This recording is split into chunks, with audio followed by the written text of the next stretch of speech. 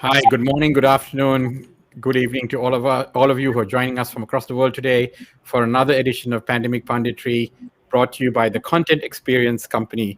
We are delighted to have this very exciting panel on planet-saving careers, and we have today a large group of people who hopefully will inspire you to take up careers in this new emerging space. So we are very excited to talk to Dr. Dalal Alghawas. She is the program director for Big Idea Ventures, and Dr. Matthew Zhao. He's the food scientist also at Big Idea Ventures. We also have Shardul Dabir, who is the innovation specialist at the Good Food Institute. And joining him as well is Smitha Devigere. I'm going to kill your name. I know. I'm sorry. Devigere. And she's the founder of Devigere Biosolutions. And we also have Yi Ting and Elaine from Big Idea Ventures. And they are respectively the program associate and social design associate from BIV as well. So welcome, everybody. To this very exciting sort of panel.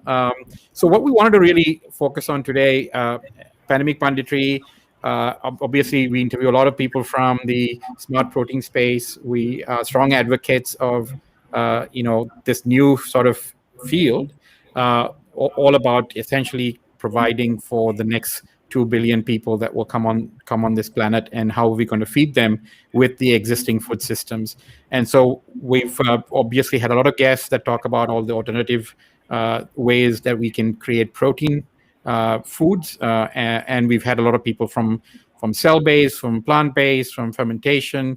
So we had all the newsmakers, and what we wanted to do today was take a little bit of a different strategy here, because all of these companies and these exciting new industries require people at the end of the day to manage, run, and create those companies. And so we thought we will put together a panel of folks that we have today who've also made some interesting career choices on a personal level. And we wanted them to sort of share their stories about how they discovered this sector, how they came to be such pivotal players in that sector, and what inspiration or hopes or suggestions that they could give to those of you who are listening, who may be thinking, what do I do next in my careers? Maybe you're coming straight out of school, maybe you're an entrepreneur or thinking of becoming an entrepreneur, and maybe you are mid-career, you're trying to figure out what next, what do I do next, right? How can I use some of the skills that I've gained over the last 5, 10, 20 years and put that to good use?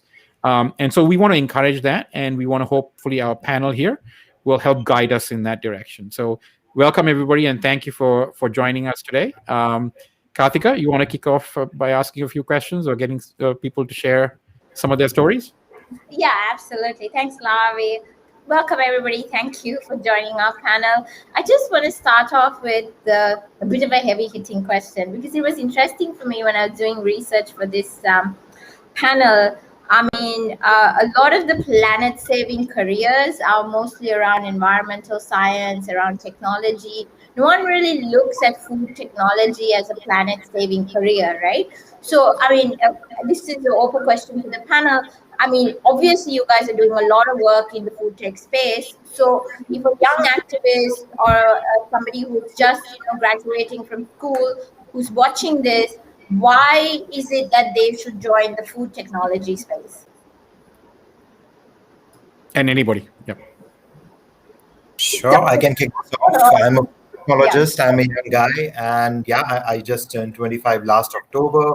Been thinking about the food systems for the past 9 years, since I was 16. I chose a degree in food technology and management because I had interest in sustainability and food security back then as well. And obviously, the innovation in food sector is really misunderstood. Even the technology, even the term food technology is really misunderstood in a country like India, because food technology is more often thought of cloud kitchens, logistics, food delivery platforms, because they're software powered. but nobody really thinks about food engineering, food microbiology. People would, for the first question people would ask you, one of my juniors from NIFTM recently put up a post on LinkedIn which got really viral about clarifying differences between hospitality management students and food tech students, because the first thing people would ask you is, hey, do you are you from hospitality, if you tell them you're from food technology. But I think there's a huge impact to be had through this career route, as is evident from my work at the Good Food Institute India. So we are a non-profit, like you obviously know, Kartika and Lavi, and everybody on the panel knows. So we basically create the smart protein sector for India. We are building this entire sector from the bottoms up for the past 3 years. And as part of the role of innovation specialist, I interact with thousands of students. So over the past couple of years, I've trained more than 1,500 students in India through our key two interventions, which are the India Smart Protein Innovation Challenge, and at the same time, a lot of our GF Ideas India community, where a lot of researchers, young professional students are a part of. And I see food technology as a huge area to create impact on environment, obviously through the smart protein sector, because there are just connotations related to water use, land use, greenhouse gas emissions, which you can reduce, which are the byproducts of the factory farming kind of a model, which we can currently bypass if we innovate and go to a better food system. Especially in the Indian context, I think our food system, the food ecosystem, or the way we produce food, our value chains, we don't have a lot of baggage from the past. Over the past 50, 60 years, we haven't invested as much as the Western countries have in, say, abattoirs or cold chains for meat products or factory farming products. And we are rapidly doing that now. So this is a high time, this decade, 2021 to 2030, when young people who are deciding to take a career in the sector, as well as not just food technologists, a lot of random people with different career paths who have interest in this area of food science. And again, food is a central theme across everybody's life, which is what my thinking was back then as well while choosing a career in this area. And yeah, I think there are enough opportunities with very, very interesting and impactful sectors like the smart protein sector now. So yeah, that's my perspective on it. Yeah, if I could just chime in, thank you both, Lavendra and Karthika, for inviting us. And I think it's a really dynamic panel because everyone has a very unique story of how they got here. So in my situation, I started off my career in medical sciences. And I thought, let's say the best way to contribute to health and well-being was to focus on food technology. And, I totally agree with what Shardul said. Not many people understand what food technology is. I remember everyone asking me, oh, are you going to become a dietitian or a nutritionist? And I said, no, I don't want to do that. I want to actually make food products that are healthier for you and that actually have functional food benefits that can prevent, chronic diseases like diabetes, cancer, obesity, etc. So I think, at the end of the day, yes, we're all mission aligned. I think none of us maybe anticipated that there would be so much interest in this space. Personally myself, I just thought I'm going to work for a food company and that's it. I never thought there would be impossibles, beyonds, or even an alternative protein segment that I would be, let's say, sucked up into. So it's really exciting. And yeah, happy to hear everyone's stories as well. Anyone else? I can go next. I guess my point of why we want to join the food technology industry, I guess the key thing is everyone is, I mean, personally, I'm very curious of what I'm eating. Ever since I've been trying to understand what sort of food is on the market, even the food I go to the supermarket, I try to buy, I always wonder what the food is made of. So that's why this curiosity has brought me up to today. Yeah, definitely. I think food industry is really, really huge. The technology is really keep changing over the years, and definitely gives us a lot of opportunities to understand how much times has changed and the food has changed in terms of nutritional point of view. So I think the best example to use is alternative protein. You didn't expect that even you can make a meat product from a plant sources, and technology has really shown otherwise that we can do that. So I think that's a lot of different interest. I guess that's the interesting part of joining the food technology industry. I guess I also heard a lot of people asking me, why do you want to join food tech? Are you a chef? Do you cook a lot? Because you love cooking, that's why you join this food industry. But I would say that I'm not. I mean, I love to cook, but I'm not a chef. So, but the food tech really shows us a lot of different areas, understanding the science behind it. Why do we manage to make ice cream? Is what sort of emulsion is that? What sort of ingredients is required? Why do we need to add such ingredients in the product to enhance the flavor, the texture, the appearance? All this information, I would say that going through a whole food degree typically give you a lot of insights about it. So yeah, I would say the food industry is definitely growing, and everybody needs food, and then we do have to find alternative solutions to feed the increasing population. So that's why I thought that it's going to be food technology is going to be a very attractive industry. So just let me just maybe expand the scope of the word food technology a little bit. So it's been a bit of a education for me, and I'm sure for Karthika as well, as we've sort of embarked on this journey of talking to people since April of last year. So there's on the plant-based side, there's all these taking plants, whether they are grains or everything from jackfruit to millets to, I guess, to oats and everything else, pulses, grains, and then converting them into either a milk or a cheese or a egg, or for that matter, a meat, right? And that's various machinery involved, extraction, all of that. And then looking at things like fermentation, where you're looking at using fermentation techniques to extract proteins and other nutrients from food, or mycelium, for example, the roots of mushrooms, right? Which we had a very interesting chat with Peter Luba on that from Microtechnologies. Then we have things like cell-based, which is in its own sense really sort of Star Trek like technology, right? So you take cells from a living animal or thing, and then you multiply that in a bioreactor, and that is that's high science, right? I mean, there's a lot of sort of science there that's very similar to what you would do in a pharmaceutical company, maybe, or a drug company, or even a beer company for that matter, right? There's fermentation going on, right? So it seems that the field is quite broad. And am I right in making an assumption that the field needs people from sort of almost every other field that you're there? So if it's not like you have to go to NIFTM, which is a very stellar institute in India, to learn food technology, or you have to be a food technologist per se to contribute. But if you're a chemist or a process engineer, a biologist, so I'm just wondering, from your expertise and from the companies that you all work with, what areas can these people come from to help this new revolution in food? I mean, does it need to be sort of a specialization, or can someone from any industry sort of join? And that's the open question I have for maybe some of you who work directly with these companies may be able to respond. Please, anybody. Yeah, shall I start? Please, Sila. Basically, I'm not a food technologist. I'm a biotechnologist by profession. Okay. So what I would say in this area is, whoever knows the science field in a very basic understanding, like be it biotechnologist or microbiologist, even fermentation specialist or animal cell culture specialist who can handle the cell culture lines, we have a big scope for them who can actually contribute from the basic level. Like how I come from the biotechnology background, I understand how to extract these proteins, be it from pulses or grains or from microorganisms. Like this, in a different field, how to grow these microorganisms, or even how to make a media, or how to formulate a media in a fermentation process to grow these foods. In case of animal cell culture, how to even grow these cell lines, it requires the biotechnology profession or biotechnology degrees or cell lines studies. And even I'm getting a lot of questions regarding texturizer experts, like how we can actually make these raw material of protein concentrates into the texturized meat product.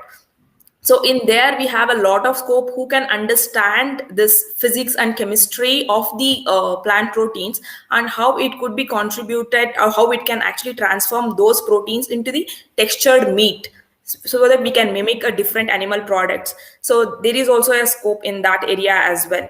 So in the science, wherever we come from, if we have a deeper understanding and basic knowledge of that complete subject, and if you have passionate towards contributing food technology, anyone can join in this alternate protein segment.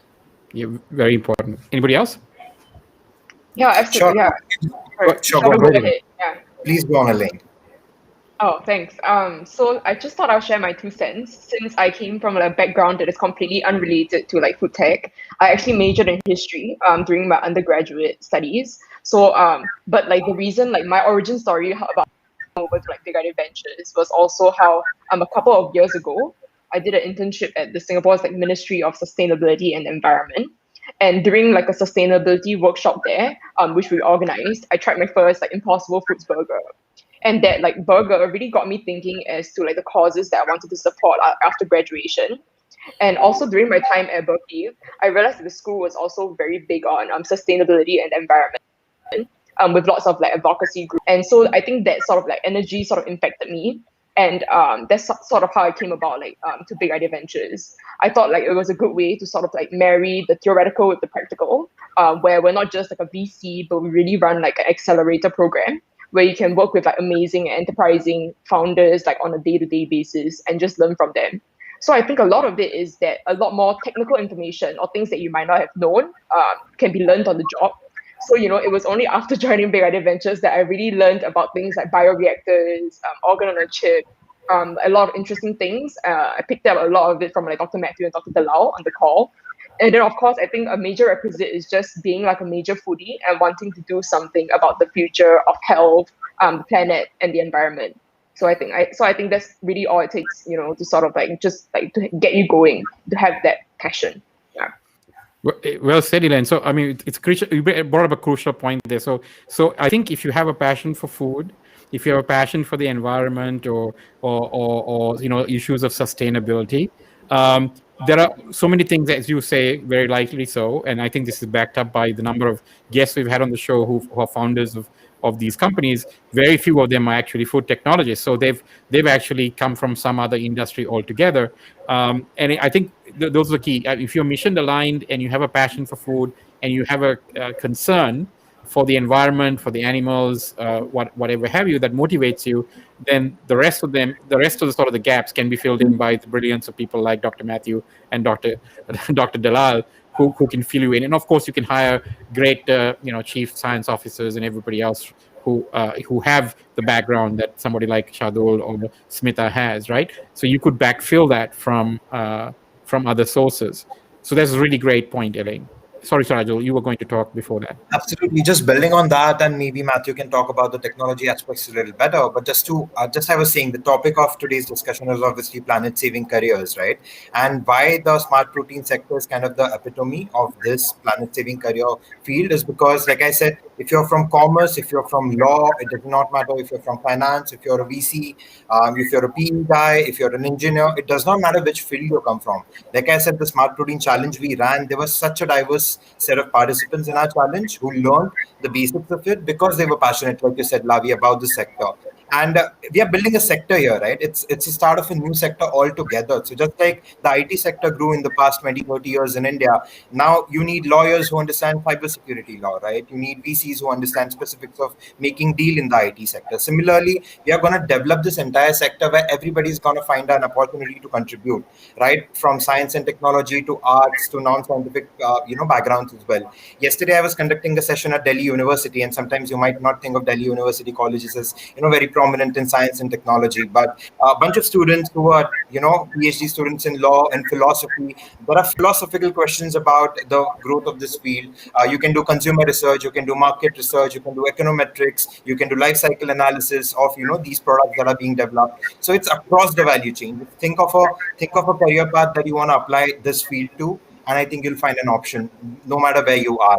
And yeah, I definitely recommend people to kind of go through our student guides as well, which kind of lays this out in very, very much details. Like if you're coming from a certain background, how can you contribute to the, alternative protein or the smart protein sector? So I think that would be very helpful for the audience. Thank you, Shardul. You hit the nail on the head. Maybe we can have Karthika, maybe have a little bit more personal sort of story here. Dr. Alghawas, I mean, you said you were thinking of the medical field, right? So how did you make that transition? What trigger went off in you to say, I'm going to become a smart protein sector, and then of course become a work for a VC organization? Yeah, I think this is a really fun story. I always love to share it. So of course, for me, let's say I've changed my career several times, right? So I started off in medical sciences. I made that step to kind of shift towards food science and food technology. So I thought it was a good time to go back to school. And I did my PhD in Hong Kong. It was a great experience. And when I graduated, I thought, I'm just going to look for a food company, and that's it. I'm going to start my career in food product development. And when I graduated, I was looking for a job. I was in Hong Kong, and Hong Kong being the finance city it is, I did get sucked up into that scene.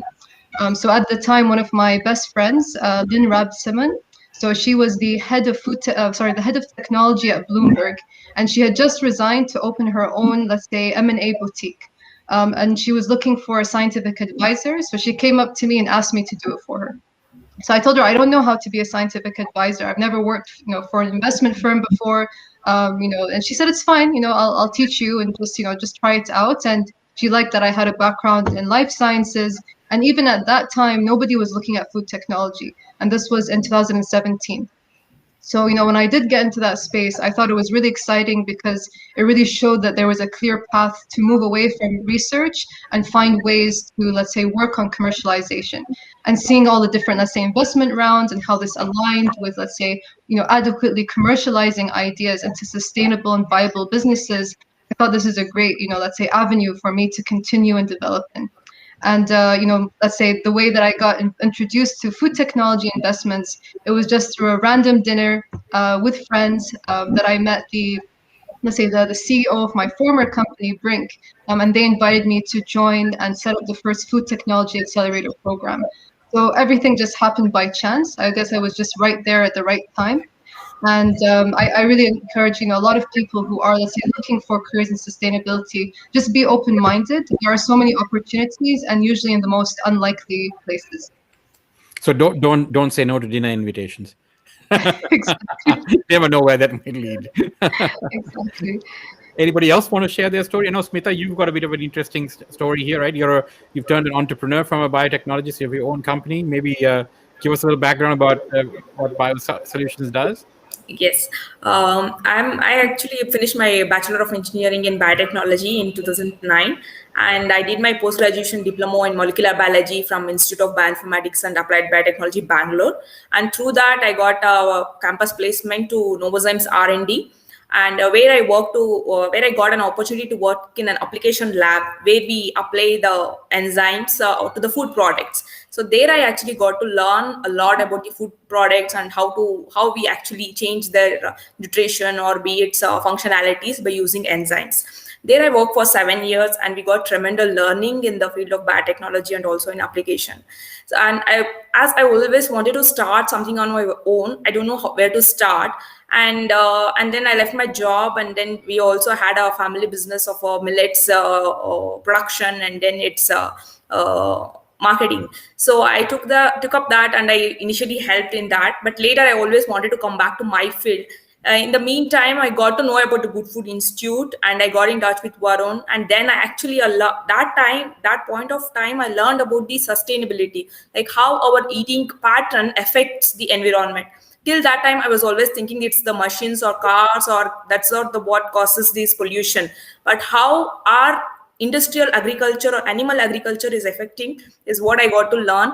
Then when we were introducing to the alternative plant proteins, I was very much interested. Immediately I thought, why only soy or gluten? At that time it was only pea protein where we were introducing in 2017.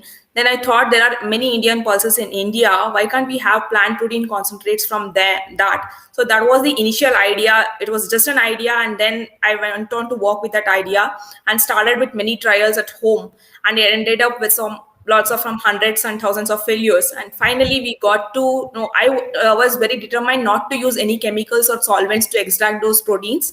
So today we are in a position where we have finalized the plant protein concentrates, which are highly functional and they are highly nutritious, and we are not using any chemicals. It's completely water-based extraction. So that's where we are today, and we are registered our company in the last year, and we definitely hope to be the major player in the functional protein industry in coming years. Wow! So you said you had a family interest in millets. So is some of the protein isolates from millets also? No, right now I'm mainly working with pulses. Maybe in future we will have with the millets as well. Okay, great. Sorry. Karthika, sorry, I've been monopolizing. Yeah, no, that's okay. I'm just cognizant that Yi hasn't said anything. So if you can share your sort of origin story with us and how you became to be a part of Big Idea Ventures.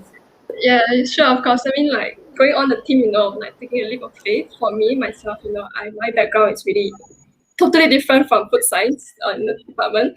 So I come from, let's say, environmental bio background, learning about the climate change, I'm learning about, let's say, like human impacts on our environment and all about, like saving the animals, doing wildlife conservation. So then how, really I come to, like, let's say, into this food space is really by chance, really. So, during one of my, let's say, module in university, like one of our mentors that actually come into the class, and she told us, let us about, like this new space called alternative protein. So it was really very new to me and got me interested, in this space. Yeah, and then so like thinking back about, let's say, sustainability, it really comes in a lot of facets. So beyond, like, let's say, focusing on environmental impacts, it's also about, shifting consumers' decision and choices. So a lot of, let's say, these issues regarding environmental comes from, let's say, agriculture, doing, let's say, large areas of monocultures, using a lot of lands, let's say, to rear cows, all this have a lot of impact. So then it really boils down to, like how we, can provide, like, let's say, like alternative option, for consumers, to eat, more sustainably in their own way. Yeah, so that's really how, I come into this alternative space to really like to assure, like, those people out there, backgrounds, there is, like, let's say, a space for you regardless of your background, really. And speaking from, let's say, experience as associate here at Media Ventures, we work with startups. And starting out a company, requires a lot of different expertise. It's not just about the scientific, let's say, knowledge that you have. In a company, what makes a company grow is also different parts of different aspects that make a company grow. So in terms of, let's say, marketing, bring your a brand name out there, or it's also, let's say, manufacturing, looking out for, let's say, co-manufacturers in areas to manufacture, and also, like, let's say, fundraising is another important aspect, like reaching out to investors, that soft skill that you need, to raise funds. So, yeah. So I'm hearing a common theme here, which is like, irrespective of your background, you can contribute at various capacities. You can start a company like Smitha has. You could, join a advisory firm, or even join a VC venture capital firm or investment firm. So let me just ask from a BIV perspective question now. Just shift a little bit, and then we'll ask the GFI related question. I mean, you have this accelerator program that you run, very popular, marquee program. Everybody knows the value of becoming a part of a BIV cohort, and we've had a lot of your cohort companies on our program. Very interesting work that they're doing across the globe, both in your New York cohort and your Singapore cohort. What are some of the trends that you're seeing in the founders that are coming on board? One of the questions that I thought was really funny that Bill Gates the other day talked about synthetic beef, right? And everybody went, "Oh, why did he call it synthetic beef?" Right? So we've got Bill Gates' attention. He's talking about the need for this. That we've got the success of Beyond. I think Oatly is about to IPO. People are talking about a $10 billion valuation. So this is like this is a booming sector. You're making lots of interesting investments in that. BIV is.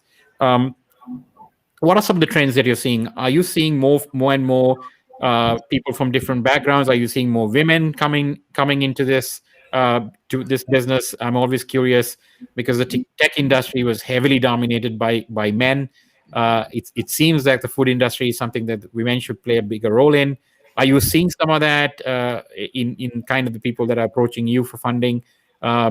What have you seen in the last 5 years that you could call a notable trend, maybe? And anyone from BIV is free to answer.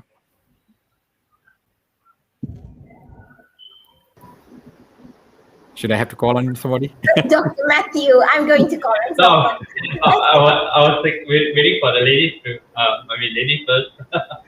I guess the thing that we have said is definitely the key thing. We've seen that there's a lot of growth in the women as the founder. So to be honest, if you look at Smitha, she's also a woman, a strong woman which runs a business, and this is something that we have also discovered as a rise of women being setting up their business and looking at what sort of areas that they look into. So I guess in terms of looking at this alternative protein sectors, we don't have any way that the male are dominating this system, but definitely a handful of women, and I think rising more companies are being founded by a lot of capable and strong women.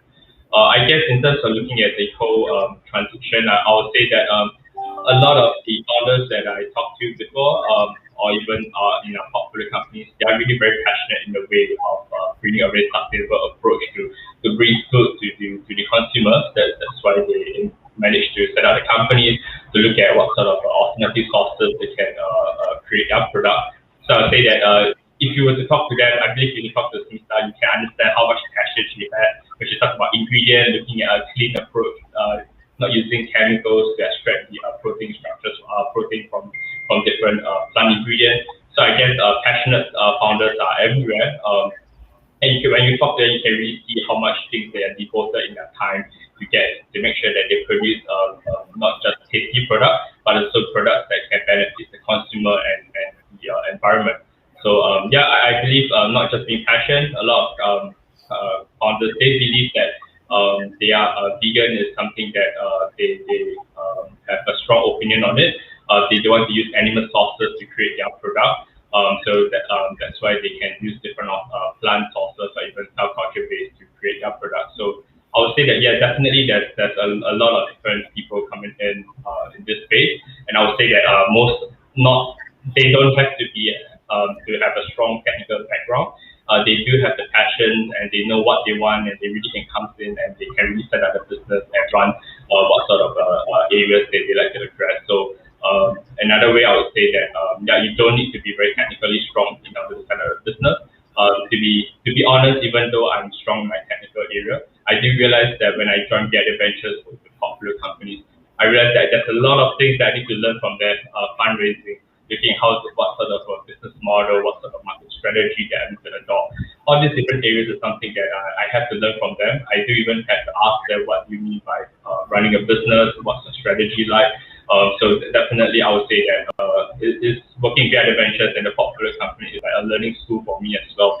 I exchange my knowledge in terms of the technology, and then I learn from them in terms of their business model, how do they get more investment, and how do they get their fundraising done. So I would say that definitely there's a lot of different areas that everyone comes in, and eventually with the right network and the right ecosystem, we're able to build a very strong alternative protein sectors for the consumers. Great. So can I just add?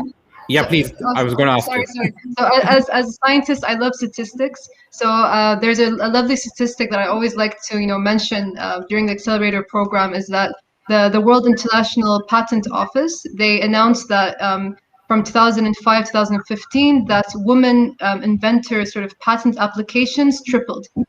So this is like a really big improvement in terms of like women scientists or inventors coming forward. And let's say the top sectors that women are submitting patents are in biotechnology, pharmaceuticals, organic chemistry, and food technology. So it's really showing that let's say the talent is there. And I think like many other industries, it's really about a confidence issue. A lot of women don't think that they're ready to, let's say, start a company or to be the founders of companies. And I'm really happy to say that only in the last few years, I've really seen a tremendous change of like women entrepreneurs coming forward, and also, let's say, investment firms being more conscious that they need to attract more female entrepreneurs to their programs. And of course, really understand the differences between male and, let's say, female entrepreneurs in terms of their mannerisms, their attitudes, and showing that women, even though sometimes we're more reserved, it doesn't mean that we're less talented. We just need to have more support. And I'm really glad that let's say Big Idea Ventures and a lot of investment firms in the food technology space are really taking this on board. Oh, that's great to know, and that's very good news. Karthika, sorry. Yeah. No, that's fine. I have a question. So if we bring this down from like a 40,000 feet to like 100,000, to 1,000 feet, what can a new graduate do? Are there specific things that they have to learn in order to join this new space? I mean, where can they find this information, and why aren't more colleges kind of promoting this as a future career?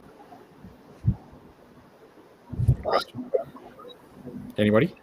I can take it on. Yeah, it's excellent question, and I think it's. I've been doing a lot of this work in India as well, kind of working with a lot of management universities, technology universities, top IITs, top IIMs, applied science universities. At the same time, having gone through this experience, so though we talked a lot about me being a food technologist, I've studied food management, I've studied liberal arts, I've looked at food through sociology, anthropology, political science, economics. I've even studied arts through the lens of food. So I've really developed some good background in this area to kind of understand everybody's perspective. And though we kind of ended up discussing that, diverse people can come in this sector very easily, I think the context in India is very, very important. That a founder of a company in this area, or even if you're a technology student wanting to innovate in this area, you definitely need to understand science very, very well. And you need to know that this is a very tech forward sector, because the context in India is such that our food innovation ecosystem is very immature in many ways compared to the West. So if you're coming from Singapore or Hong Kong or USA, you can find all of these talents very easily, like Dr. Matthew or somebody who's an associate, and hire them from good universities. But in India, we've at GFI we've engaged with hundreds of entrepreneurs over the past 2 years, and the hundreds of corporate stakeholders, FMCG companies, and the common theme which arises is 90% of them are usually looking for sci-tech talent, because there are not enough people who can actually work on the technology side. Other areas you can still work with, you can find overlapping talent, you can find mission line people and hire them. But for science and technology, that was the biggest bottleneck. So I think, what skills can someone develop, even as an entrepreneur, as an investor in India? If people are looking at globally also at this, I think understanding the 101s or 201s, the basics of science and technology, of how these products are made. Otherwise, what happens is you waste a lot of time wanting to start a company or create a product on completely wrong fundamentals. Like, you are trying to create a mock meat, which is not going to be accepted in the market. You have to really understand what it takes to create that soy nugget-like product, which is like a generation 1, and really take it to plant-based meat level, which is like generation 3. That's why this theory of change has succeeded in the world, right? You have to match these products on price, taste, and convenience, and that involves like re-engineering a lot of our skills. Learning a lot about unit economics, learning a lot about scaling up manufacturing. Learning a lot about if you're an entrepreneur. Again, this answer would really differ if you are an entrepreneur wanting to get in this area, if you're a student wanting to get in this area. But I think science and technology is one key theme which you definitely need to educate yourself in. Again, alternative proteins is a broad term. So in the smart protein sector, like we call it in India, there are 3 verticals, right? Plant-based, fermentation, and cultivated meat, eggs, and dairy. So throughout these 3 verticals, I think there are different technology requirements of the barriers to entry for different entrepreneurs. And again, like Lavi said, that many founders maybe globally are now non-sci-tech, but if you see the truly successful companies, really high tech forward nature of their founders, they really understand for 10 years what it's going to take to scale up these processes. Otherwise, you're kind of destined to fail in many ways if you don't account for all of these. And I think in terms of learning, there are great, massive online open courses on our websites. The India Smart Protein Innovation Challenge is like a 4-month journey where you understand each aspects of this sector. So we collaborated with, IIM Ahmedabad, CI, Co, a bunch of other incubator, obviously Big Idea Ventures, Brink, a bunch of other partners to kind of educate all of these participants about different aspects of the sector, whether it's understanding the consumer research part, because at the end of the day, you're selling to a consumer, and understanding that specific to the country you're in, maybe you're in India, maybe you're in Sri Lanka, there's going to be a different cohort of customers and how they consume these products. So understanding your customer is very important. Understanding the technology and process is really important. And most importantly, understanding the context of where you're going to source from, the entire value chain, because it's a food manufacturing business at the end of the day, right? So you have to account for resource. You have to really understand where the resources would be provided, where the co-manufacturers are located, flavors, ingredients. So I guess as an entrepreneur, you definitely have to be a generalist. And even as a scientist, you have to be a techno manager in many ways,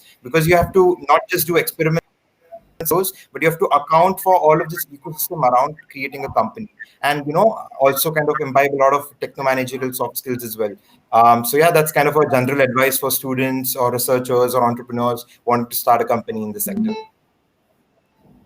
So a question to BIV. So in the part of the accelerator program, are these some of the areas that you would backfill, the areas that Shardul sort of outlined, in terms of, so let's say that, you have somebody who's not a food tech, right? Who doesn't have a science background, but is very close to the customer, has a great passion for food, has a really good idea on what to do, maybe wants to do either plant-based or cell-based or fermentation. So a program such as your accelerator program would help them backfill these areas that Shardul very clearly outlined. Is that the sort of the genesis or the thinking behind the accelerator program that you'll run? Anybody? Yeah, maybe I'll take this, but I also want to pass it over to Yi Ting as well. So yeah, definitely, during the program, we make sure that we kind of understand what are the key pain points for each individual portfolio company. And let's say through our A to Z suite of services, we can then, let's say, either connect them to internal experts or let's say our external wider network, as well as partnerships. So I'll pass it over to Yi Ting to tell you more about the different departments and some examples of how we work with them. Yeah, so I mean, in starting out the company, of course, as we have to focus on the different aspects of the business. So we do, let's say, engage with mentors, from the ecosystem, be it to engage with different expertise. Yeah, so it can be, from, let's say, coming out with a product itself, doing consumer feedbacks, and just a consumer discovery, let's say, study on which consumers you should target to analyze, let's say, your products. So let's say manufacturing your product, looking for co-manufacturers to produce a product, and then to, let's say, to working with distributors, to, let's say, distribute your products to different retails, hotels. Yeah, and also let's say marketing, and then let's say more focus on doing in terms of doing e-commerce online, to sell products online. And so these are the different areas that we actually work with our startup very closely. So depending on their needs, we do modify our program to their needs. At the start of the program, we do sit down with our startups to understand what are their different needs, what are the issues that they face, so that we could better tailor our program to their needs. Yeah, so that's in terms of the kind of support that we give for our startups. Yeah, so I mean, bringing back to, let's say, the point on, let's say, why graduates maybe might not be very involved in this space. I would say I think it's probably because it's a very new space. So I think there still has to be a lot, let's say, awareness on the kind of job opportunities that are out there. So, in terms of EIB, that's why apart from supporting startups and entrepreneurs, we also support young entrepreneurs, students who are in a higher institute of learning, universities, who have great ideas that they have. Yeah, so last year we had this big food debate challenge. We thought this challenge is open to all students, where they can form a team and submit their ideas. It could be in parts of, let's say, alternative protein, or let's say ideas on how we could improve functional nutrients and solutions to food resistance alternative packaging. So then it was really a very eye-opening, I would say, to see so many students they taking part and actually applying for our challenge, and you can see the quality of their ideas and solutions are good. Yeah, but even though they are just students, they do have great ideas. So I think what we do is we try to bridge the gap between them and then moving forward to bring their ideas to life, and then bring on the support of our partners to actually support their ideas. Yeah, so yes. Great, good answer. I have a specific question for Elaine because she's in marketing. So Elaine, obviously there is a big debate about marketers needing to be more ethical and having a lot of integrity because of all of the issues that are now happening out there in the world. So what kind of advice do you have for somebody who's looking to get started in marketing and looking to start, being an ethical marketer with somebody who wants to, save the planet? Yeah, that's a really great question. Thanks, Kartika. So what I would say is, originally when I first started out, there were a lot of things, for example, that I wasn't as informed about when it comes to the environment and sustainability. But slowly you pick up terms as you learn on the job. And what I would say is sometimes like having a clear understanding of like different sorts of like nomenclature and like like the terms that people in the food tech space use. So sometimes for example there are different ways to talk about, like, for example, cell-based meat. So you can say like cellular agriculture, you can say cultivated meat, you can say like for example these other various forms of terms, and all of them would mean like different things and also mean different things to specific groups of people. So sometimes you just have to be, I think we just have to be like mindful of the fact that even though some of us like maybe say like vegans or like just more attuned to like a plant-based diet, there are people who are genuinely, it's not that they don't want to get into a plant-based diet, but they sort of just need to be like more like informed about like the health benefits, about what this could do for sustainability, the environment. So sort of like being mindful of the different like target audiences that you might have, I think is very, very important as you sort of like craft like like your like sort of like online presence. Yeah, so that would be my 2 cents. Yeah. Thanks, Elaine. So the follow-up question to anyone in the panel, and Elaine brought up a good point about informing people who want to try and be vegan or go plant-based or whatever. So how do you compassionately and empathetically tell people that this is the best way to save the planet? Yeah, absolutely. My answer would be that this is the biggest misconception that a lot of people have.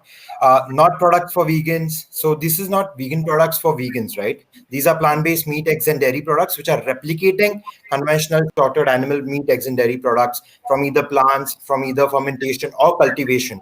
So look at the cohorts of consumption, right? Impossible, Beyond, any other company. Almost all the companies in India which are selling products, we know their data, like 80 to 90% of customers are non-vegetarians or flexitarians. And again, this is a little milky in India, that it's a little cloudy concept in India, that who exactly would be a flexitarian. And like to your earlier question about marketing, I think understanding those cohort of consumers, early adopters, late adopters, what the demographics would look like. In India, we have guilty non-vegetarians. We have people who don't consume non-vegetarian food because of, festivals, because of religious issues. There are social and complex political issues related to these things as well. So understanding all of those things as a marketer would really add a lot of value. And again, like, you don't have to convince anybody. Like, that's why this theory of change has really worked. You work on the production side. You work on making products which taste exactly the same or better, which cost exactly the same or lesser. And they are accessible just like, your conventional animal, dairy, or meat products are in the market. And then you have to just give them a simple switch. And people consume meat, eggs, or dairy, especially meat, not because of the way it's produced, but despite of the way it's produced, right, currently. And they definitely want to shift to a better option, but they won't unless you really replicate on all of those parameters. So I think the aspect of educating a lot of these people for 40, 50 years hasn't really worked, because none of this is new information. And Karthika, right? I mean, people, environmentalists, public policy expert at Harvard, Oxford, best universities in the world have been saying this. UN scientists have been saying this for years now, that we need to change our food systems. But ultimately, it started changing, I think, only when we shifted to this kind of a change theory. Good point. Good point. Okay, thanks, Shardul. Anyone else? Dr. Matthew, you've been really quiet. No, I mean, definitely, Shardul has talked about a lot of different areas and I would say that, I think in this way that we do need to work on and see what sort of areas that we can come in, because I would say that even like, for instance, PI Ventures, we have this question that do we also provide all these different areas? I say, yeah, we do, because people come in without technical knowledge, we exchange the knowledge, we understand a bit what they are doing, and then we work together as a team and eventually help them to overcome their challenges. So because to set up a business or even to run into this alternative protein sector, then definitely there's a lot of challenge that's involved to put your product, not just the technical portion, but also looking into the non-technical areas. Definitely, I would say that people coming from even well-known universities, they also need to understand how the society works. They have to go through the different the challenges that face in societies, and eventually to get even stronger, even better as well. And all these things you can't learn in the universities. You'll never know what sort of what are the challenges on the market unless you have been physically down, exposed yourself, running your own business, getting to meet people. Then you do understand all these social skills that are required. Because myself, if you look at it, last time when I do my PhD, I spent most of my time in the lab.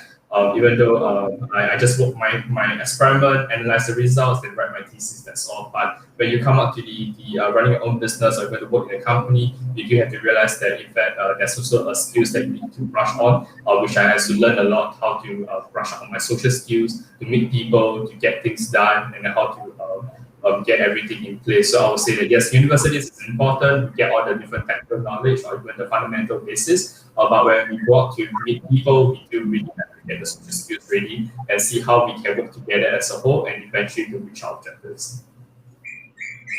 Good point.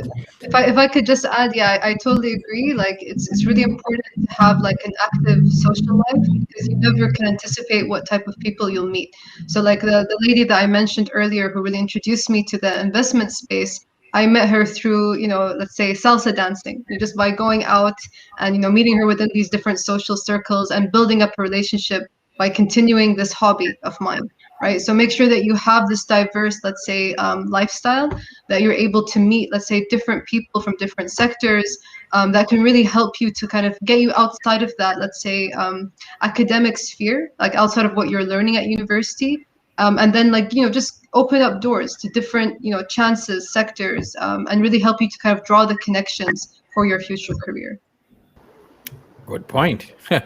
Yeah, you don't be a dull person, right? Indulge in your other passions as well. Sorry, Karthik, go ahead. Correct. No. I was just wanting to ask Smitha. So Smitha, I mean, obviously you spoke a little bit about your origin story and all of that stuff, and hearing everything that the panel has to say today. Do you have any specific advice you want to give to like a young entrepreneur looking to get started? Yeah, because I don't know how much I'll be suitable for that because I myself is starting a journey. Like I'm there only from past 1 year. Definitely first thing is the passion. If we are really passionate about bringing the change or bringing the nutritious food products into our plates and then creating sustainable food products. So whatever the field we may be, definitely this is we could actually start with this plant protein system.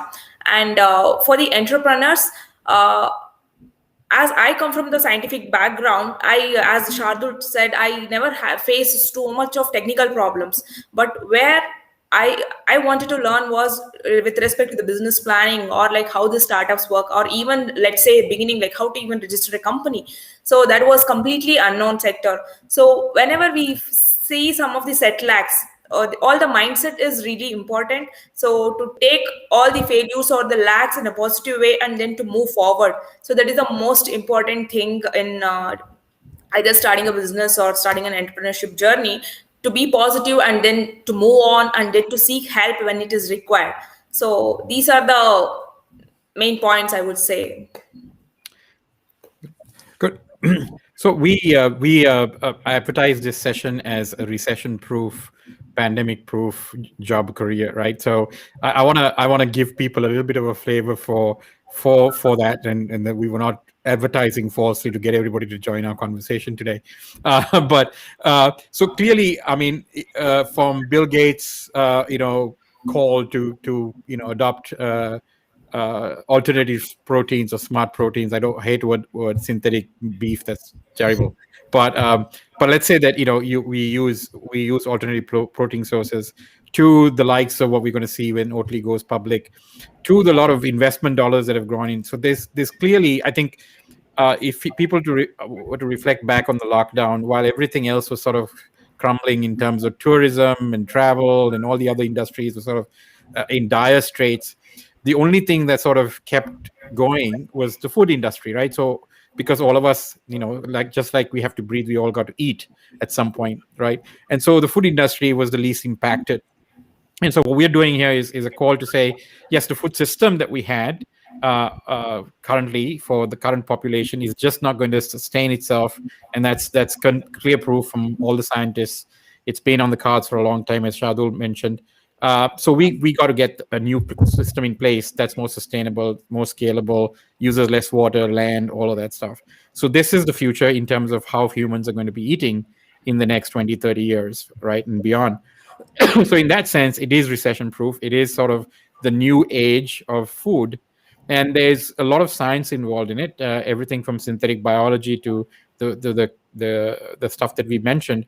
and yet to be discovered sources of food. I think there's a lot of exciting things happening here at all levels, right? Everything from the supply of ingredients, which Smitha is a part of, to creating these foods, to marketing these foods, to the legal frameworks, to the philosophical frameworks of whether something's halal or kosher, or all of these things, right? These are also interesting conundrums. Whether can cell-based food become vegan because if it didn't actually require it was from a cell line that's already published. I mean, there's so much interesting controversies around all of these subjects, right? It's just a phenomenally fascinating area, that one which Karthik and I obviously indulge in on a regular basis, having interesting guests as yourself on the show. So yes, in some sense, I think this is recession proof. What do you think? I mean, given that you're in the field and obviously a part of this workforce, do your individual companies, do the companies you've invested in, do your colleagues in the space say, hey, we need more people? Is this is as hyped? Is there lots of job opportunities? Anyone? I can answer this a little bit, and then maybe we can go on to individual panelists as well for their experiences. So as a sector builder, what I've seen in this industry is we launch the state of industry reports every year, right? And last year, by the time in June 2020, we launched our latest state of industry, like international reports covering all the investment went into the sector. $741 million were invested in the first 6 months of 2020, which was almost more than the entire investment in 2019. So basically, in pandemic, I've seen many more companies grow in this area. Just to give you an example, and this is slightly older than pandemic, when I started in 2018, there were like 40 companies in this area across 3 verticals, and now there are more than 500 companies across 3 verticals.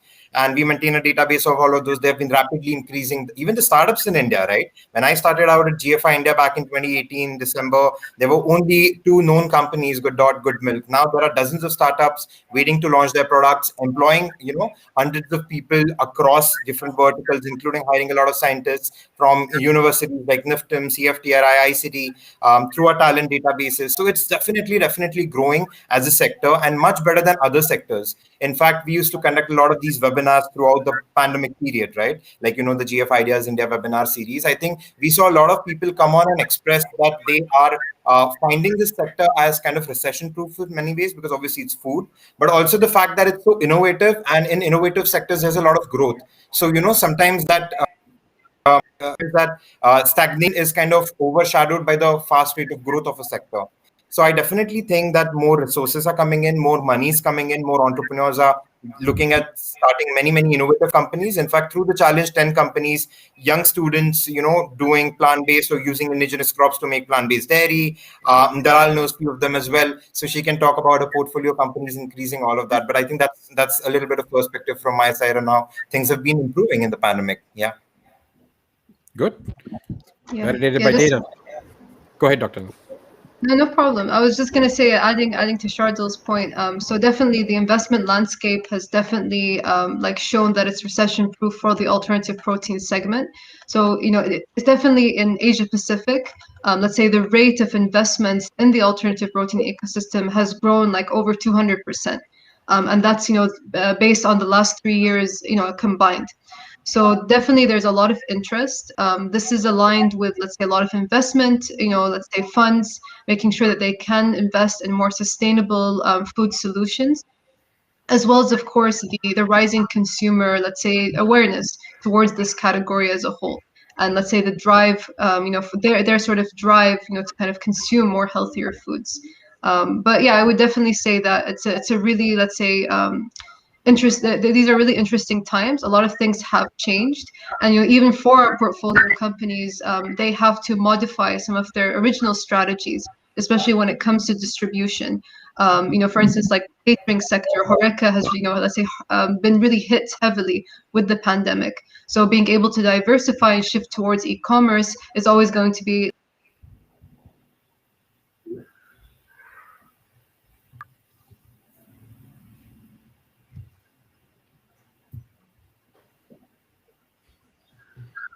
Doctor, is everybody still there? Yes. Okay. Yes. Okay. So if somebody wanted to go find a job, is there like a job board for alternative or smart protein? Is anybody building one? So, that aggregates all these jobs, save the planet jobs or whatever in smart protein. I mean, is there such a place? I'm asking. We are trying to build one. We have one, obviously, for the US, GFI US website. GFI.org has a huge career board. Thousands of people are coming onto it, finding opportunities. We do a lot of that for, 600 plus stakeholders, including 100, 200 plus potential entrepreneurs. A lot of investors are looking to hire in India. We maintain something called the GFI India Talent Database, where such initiatives like the Smart Protein Innovation Challenge, our community initiatives of educating, having workshops across universities, management or vice versa. All of these people are coming onto this common platform called the talent database. It's very difficult. Like if you contact HR agency or headhunting agencies in India, hiring for food technologists or biotechnologists or people who really understand this sector is extremely tough, especially not the science and technology, people who understand that consumer marketing, people who understand all aspects of distribution specific to this sector. So, just like we talk, we are creating a sector. So every different job function would require a specific understanding of this sector. So I think we are facilitating a lot of this. And we have recently launched a new website, a new logo. This one is a slightly older one, but I think we are going to have a jobs page and a career board on our website as well by the end of this year. So this information gap of discovering opportunity is gonna shrink. So is this something that GFI is doing globally? I mean, can like all the protein companies, smart protein companies in the world advertise their jobs in a single place and source talent from anywhere in the world? If that's not happening, maybe there's a job opportunity or a startup idea right there. Maybe Absolutely. So I already do some of this. So we have GF ideas, like good food ideas communities across a lot of different countries, more than 2,000 stakeholders. There are Slack groups where all of these people circulate sometimes CDs, people who are looking to get hired, send their information in these groups. And absolutely. There's a very cross-functional community, and we focus definitely on making India as a talent hub as well, right? Because talent from India is very, very important. So people can definitely manufacture in India, find talent from India. So we definitely are having all of these things. Sometimes work visas are a big problem for getting hired in other countries, but and again, this is a food manufacturing, like R&D, lab intensive work, right? You cannot do a lot of this just sitting outside from a different country. Like you cannot outsource some of these things very easily. So that's a big barrier from the SciTech front. But I think other professionals who are getting educated in India can definitely apply their talents to Southeast Asia, to larger Asia region, and other parts of the world as well. And we are already facilitating a lot of this, and it will keep growing in the next 1 year. Okay, so if somebody is looking for a job, GFI has some ideas. BIV, is there something similar in Singapore, or should they go to GFI Singapore to get that? I'm just asking if people will be watching the show and say, "Hey, I want to get a job in this area." Like, instead of calling every single company or looking at every single company's website for job openings, is there a clearinghouse globally that people can go to? And if not, the answer is not. But I was just wondering. Yeah, we do. We do have we also revamp our website, and we do have a portion of job posting. We get all our portfolio companies that are looking for additional help. It could be scientists, it could be looking at marketing, someone to come in their marketing team and stuff like this. So we do have a job posting on that.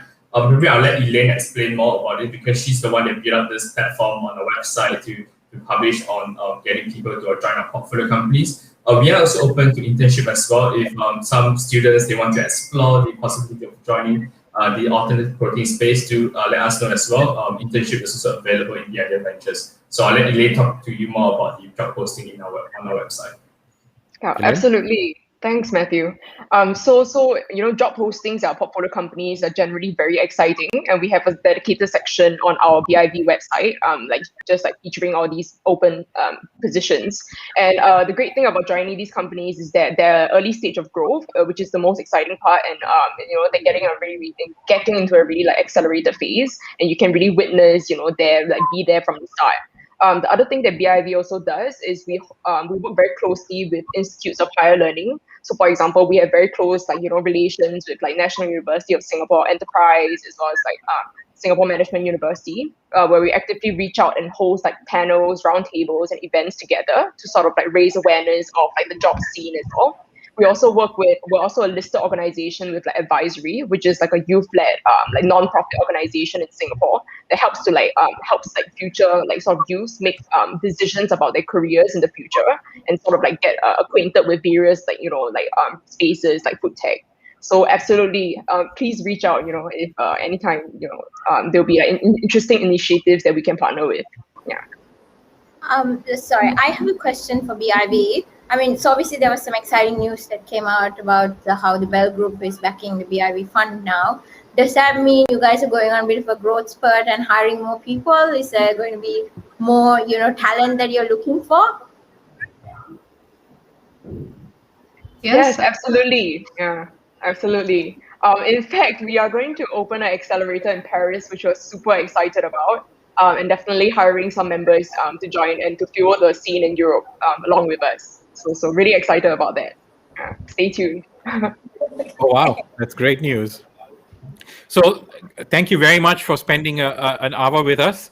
And so for anybody who's interested in a career in this fascinating field, look, if this happened when I was looking for a job, I would be one of the first people to sign up.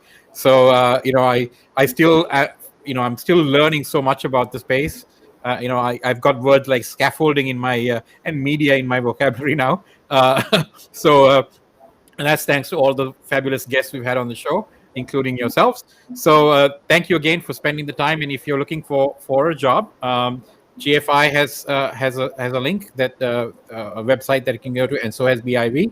So on behalf of Karthik and myself, thank you very much for taking time off from your busy schedules to be with us on Pandemic Punditry today. Thank you, everybody. Thank you. Thanks. Thank you so much. Take care, guys. Bye. Have a great weekend. Thanks. Bye.